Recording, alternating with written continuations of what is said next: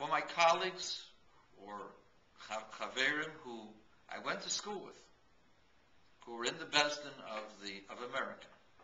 This is very, very serious.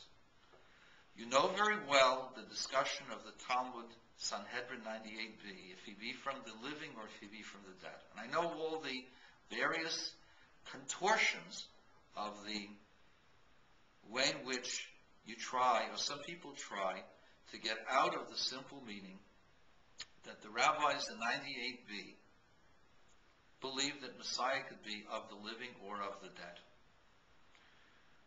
But there is another reference in the Talmud, which is in the beginning of the second chapter of the Yerushalmi Brachos.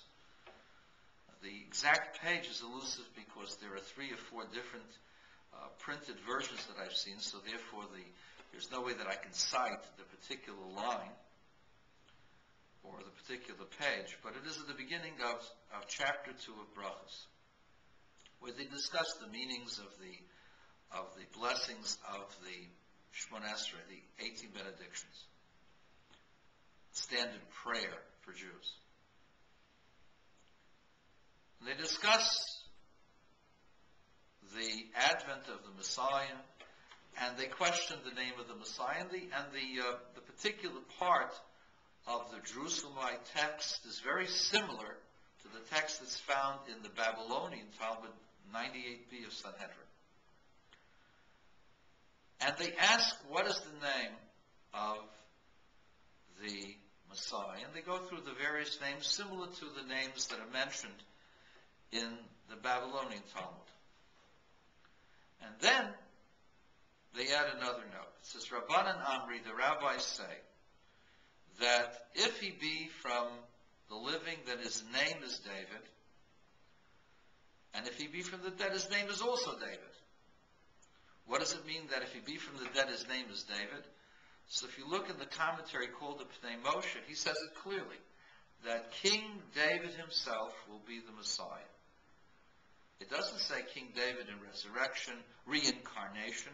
It says, and I challenge you to look it up, King David himself. King David himself means not the soul of King David, because the Talmud does not speak about reincarnation. It is something found in the Kabbalah. But he says King David himself, he means the physical King David. The Yerushalmi, the Jerusalemite Talmud, was concluded approximately 1650 years ago. And King David had been dead by that time approximately 1100, 1200 years. And so I ask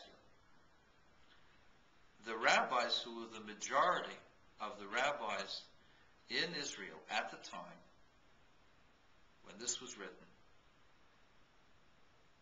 they hold that King David is the Messiah for all times, and that it is possible for King David to come and become the Messiah.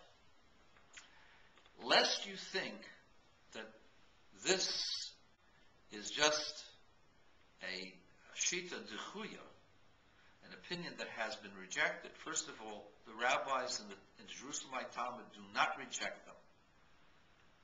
That's number one. Number two, the fact that we hold it's not King David does not make their position invalid. It means that there was a legitimate difference of opinion.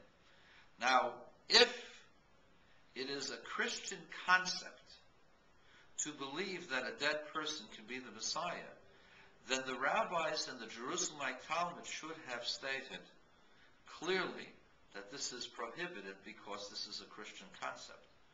The fact that they don't mention it is clear that it is permitted to believe that Messiah can be of the dead. It's just that they identify it with King David. Lest you think that the Babylonian Talmud thinks differently, besides the fact that the Babylonian Talmud states clearly, Rav says, Messiah, if he's from the dead. So you have other people interpreting it in different ways, so I won't go there. I will refer you to the last couple of lines on 98b in Sanhedrin, where Rav Kahana asks Abaye the following question. It says, Rabbi Judah, in the name of Samuel, says that in the future, the Jews will seek out another David. Not David himself, but another David. That will be the Messiah. That's what Rabbi Yehuda Mishmul says. That they will seek out someone who is from David, but not David himself. Rav Kahana objected to this idea to his Rebbe Abaye. And he said as follows.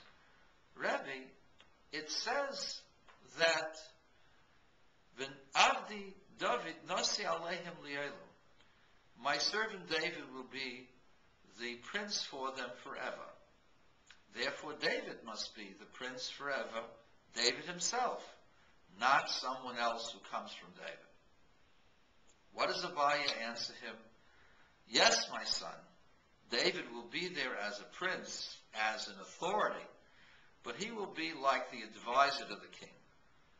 And Messiah, his descendant, the real king, will be someone else.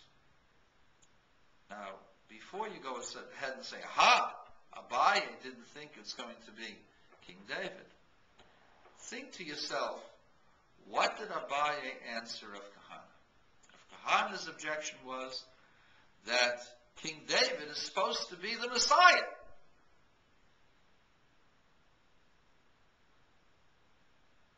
King David is dead.